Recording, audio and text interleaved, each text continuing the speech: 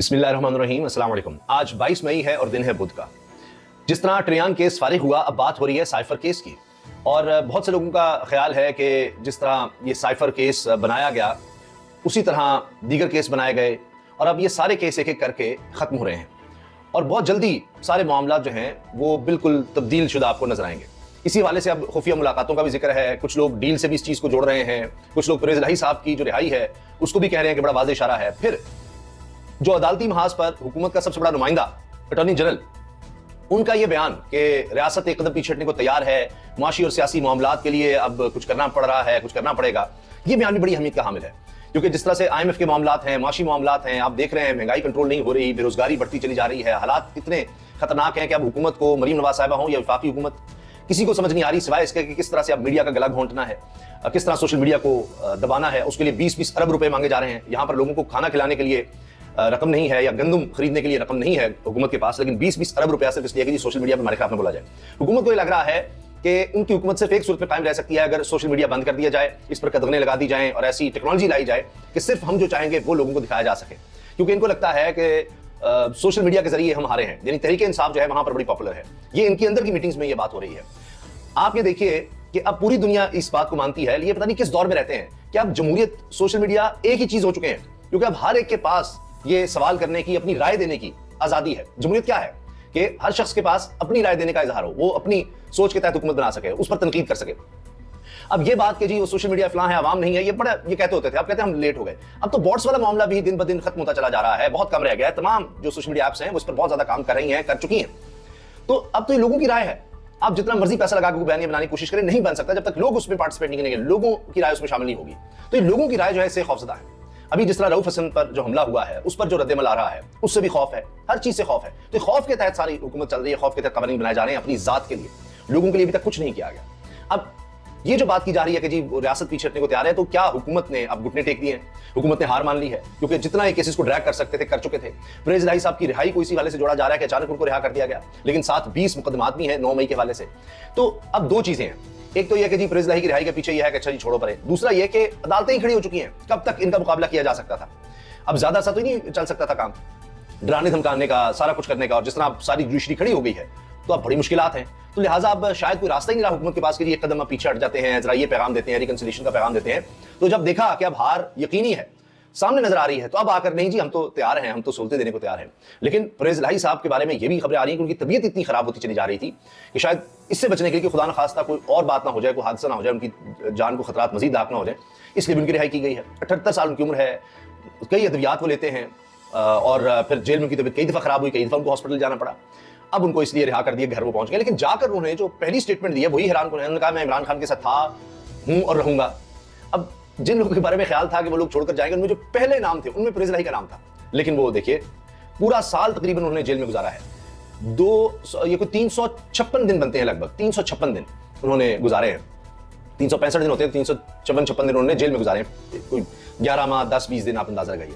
और उसके बाद आकर कह रहे हैं कि जो कुछ मेरे साथ हुआ है इसमें सबसे ज्यादा किरदार मोहसिन नकवी का है सारे मामलात में। फिर उन्होंने कहा है कि मैं चौधरी शुजात से, दीगर से कोई बात नहीं करूंगा जब तक लोगों का मैंडेट वापस नहीं किया जाता। गुजरात वालों के साथ बड़ी ज्यादती हुई है, जब तक वो चीजें वापस नहीं होती, जब वो माफ नहीं करते गुजरात वाले, तब तक हम कोई आगे बात नहीं कर सकते। तो वो इस तरह डटे हुए हैं। फिर खुफिया मुलाकातों का सुनिए। खुफिया मुलाकातों में अब पता चला है कि 2 से 3 खुफिया मुलाकातें असद कैसर कर चुके हैं मौलाना फजलुर रहमान के साथ, खुफिया मुलाकातें। और इमरान खान साहब पहले ही डायरेक्शन दे चुके हैं कि फजलुर रहमान साहब के खिलाफ ज्यादा कोई बयान ना दिए जाए। हत्ता कि भी शेर मरवत से भी नाराजगी चल रही है और उन्होंने भी इस तरह बयान दिए थे, कुछ उन्होंने सऊदी अरब के बारे में बयान दे दिए थे, फिर उनको इसीलिए बिल्कुल साइडलाइन किया गया है। अब असद कैसर साहब की जो मुलाकातें हैं 2-3 जो खुफिया हैं उनमें मामला तय करने की बात हो रही है, किस तरह से आगे चलना है, चीजें काफी फाइनलाइज हो चुकी हैं, ज्यादातर चीजों पर इत्तेफाक हो चुका है। अब अगले 3 से 4 दिन में ये हो रहा है कि बाकायदा अपोजिशन जिस तरह महमूद खान चकज़ई साहब हैं और तहरीक इंसाफ का वफ्द जाकर मिलेगा और एक ग्रैंड अलायंस जो पहले बन चुका है उसमें मौलाना फजलुर रहमान साहब शामिल होते हैं या एक नया ग्रैंड लिस्ट बनाया जाता है, क्या होता है इसका एजेंडा तय होना है।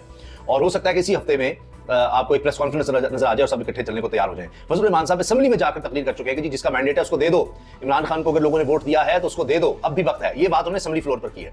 तो अब अगर फजलुर रहमान साहब और यानी दीगर जमातें, जिसमें चकज़ई साहब हैं, मिंगल साहब हैं, जमात इस्लामी भी अगर साथ आती है, फिर तहरीक इंसाफ है, तो ये सब अगर इकट्ठे होकर तहरीक चलाते हैं तो फिर आप देख लीजिए क्या बनेगा। और ऊपर से ये जो बजट आ रहा है जो IMF वाला बजट है, वाकई IMF से पास शुदा बजट है। पहले तो ये तकरीरें किया करते थे ना, नहीं, अब इन्होंने खुद वो पास करवाया है, खुद जमहूरियत का गला घूंट रहे हैं, खुद साफियों को कह रहे हैं कि जी आप किसी भी तरह से कोई भी रिपोर्टिंग अदालत कर ही नहीं सकते। तो फिर बाकी साफत क्या रह गई? नुसरत जावेद साहब जैसे, जिनके बारे में मरीम की ऑर्डर लीक हो रही थी, उनकी तरफ भी टोकरा बजवाना है और ये वो कह रहे हैं कि भाई मैंने जितनी साफत की, लगता है कि वो तो साफत ही नहीं थी, वो तो कहानी खत्म हो गई, मुझे तो पता ही नहीं फिर साफत क्या है। तो जो ये कानून लेकर आ रहे हैं कि जनाब वो 30 लाख जुर्माना हो जाएगा अगर किसी को भी लगा कि जी मेरी हद तक इज्जत हो गई है, इनमें से कुछ हुआ, और उसने साबित भी नहीं करना, बताना भी नहीं कि मेरी हद तक इज्जत किस तरह से हुई है, नहीं, बस उसने कहना मेरी हो गई है, मुझे महसूस हुई है, हुआ क्या है नहीं बताने की जरूरत, बस दूसरे को जुर्माना कर दो। ये सब कहानियां इसीलिए हैं कि किस तरह से चीजों को कंट्रोल किया जाए, लेकिन चीजें अब कंट्रोल हो नहीं रही। साइफर केस का सुन लीजिए। अब जिस तरह जजेस ने कहा कि भाई साइफर है कहां, हमें ना दिखाया जा रहा है ना बताया जा रहा है क्या उसमें, किस तरह साबित होगा जब तक हमें उसकी कोई कॉपी या कोई चीज सामने नहीं आती। तो उसके बाद आप ये देखिए कि दिलचस्प बात है कि जज साहब कह रहे हैं कि आप, यानी प्रोसिक्यूटर कह रहा है जिसने साबित करना है इमरान खान के खिलाफ मुकदमा, वो कह रहा है कि ये जो कुछ इमरान खान ने कहा वो सच था कि इमरान खान की हुकूमत गिरानी है, अगर ना गिराई गई तो उसके नताइज होंगे। तो जज साहब कह रहे हैं तो इसको अगर बता दिया कि भाई एक मुल्क इस तरह से करा है और आपने डिमार्श भी किया उसको कि ये गलत है, तो डिमार्श करना तो फिर ओपनली किया गया, वो तो कोई सीक्रेट नहीं है, तो फिर इसमें गलत क्या है? फिर ये कि जी आपने कहा कि जी ताल्लुकात खराब हो गए, किससे खराब हो गए? जी अमेरिका से खराब हो गए। उन्होंने कहा कहां, कैसे खराब हुए? कोई सबूत है, कोई शवाहिद है आपके पास? ये तो नहीं हो सकता कोई कह दे और खराब हो गए तो हो गए, वो उसी तरह ताल्लुकात चल रहे हैं, तो कहां खराब हुए हैं?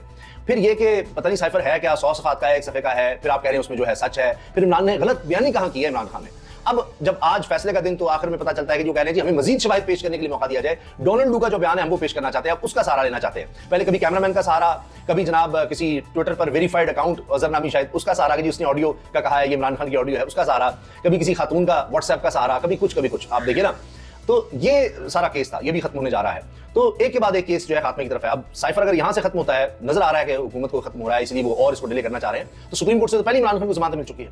तो ये मामला जो है, ये अब इसको कहे जी ढील लगता ये है कि हुकूमत के पांव चुके उखड़ चुके हैं, और उसमें जुडिशरी नजर आ रही है, अवाम एक तरफ नजर आ रही है, सोशल मीडिया और अवाम में एक ही चीज कहूंगा वो नजर आ रही है। अब साफी भी आ रहे हैं, किसान पहले ही हैं, फिर अभी आप तनख्वाहदार तबके को देखेंगे, फिर ये IMF वाला बजट जब आएगा तो पूरी कौम को आप देखेंगे, जो हालात आपको नजर आ रहे हैं।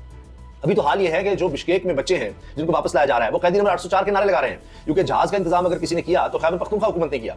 उनके पास कोई बहुत ज्यादा फंड्स नहीं है, कम से कम मरीम नवाज साहिबा से कंपेयर किया जाए पंजाब हुकूमत से, तो उनके पास उससे कई गुना कम फंड्स हैं, मगर उन्होंने ये पहल की। पंजाब हुकूमत अब भी पीछे है, वफाकी हुकूमत कर रही है अब आकर, तो उनको लाने के लिए इंतजाम करना, तो वहां पर इमरान खान के नारे लग रहे हैं। तो नौजवान नस्ल जो है, असल में ये हुकूमत उसके खिलाफ हो चुकी है, ये पाकिस्तान के हाल और मुस्तकबिल के खिलाफ हो चुकी है। और ये इसीलिए कि जो डिक्टेटर होते हैं उनके पास आवाम की ज़िंदगी नहीं होती, वो इस तरह की हरकतें करते हैं, ये वो कर रहे हैं। तो लिहाजा अब ज्यादा अरसा लगता है कि इमरान खान सबको जेल में नहीं रखा जा सकता, क्योंकि अभी बात हो रही है कि अब रिहाई की बारी ये कहा जा रहा है कि शामुत कुरैशी की है, और शायद ये सोचा जा रहा है कि ये वो लोग हैं, फरीज इलाही हो गए, शामुत कुरैशी हो गए, जो शायद फिर बातचीत को कुछ आगे बढ़ा सकें, कुछ मामला तय कर सकें, कुछ डील वाला सीन हो सके। लेकिन रऊफ हसन साहब या दीगर लोग कहते हैं कि इमरान खान तो बड़े अरसा पहले डील कर सकते थे, और क्या उनके पास मौके नहीं होंगे? ये सब कुछ हो सकता था, लेकिन वो अपने उसूलों पर खड़ा है। तो अब देखना यह है कि क्या इमरान खान साहब अब कोई NRO इमरान खान देने को तैयार है या नहीं है। तो इमरान खान तो जेल में, उससे और क्या कर लेंगे, इससे ज्यादा और क्या केसेस बना देंगे? अब तो खात्मे की तरफ है केसेस, तो जेल में तो पहले ही आप देखिए वो है, वो कहते हैं सारी उम्र जेल में रहने को तैयार हूं। तो अब तो मामला जो है वो दूसरी तरफ है। अब तो लग रहा है कि असद कैसर वाली बात दुरुस्त नजर आती है कि अब डरने का वक्त इन लोगों का हो गया है, और इसीलिए अब वो कह रहे हैं जी हम तो पीछे हट रहे हैं, हुकूमत के पीछे हटने को तैयार है, यह है। यानी अब वो कह रहे हैं कि हम तो नरमी दिखा रहे हैं, हम दिखाने की तरफ जा रहे हैं, तो आप भी कुछ करें। तो देखते हैं जनाब अब चीजें किस तरह से आगे बढ़ती हैं, इस बारे में भी इंशाल्लाह आपको अपडेट रखेंगे। इजाजत दीजिए, अल्लाह हाफिज।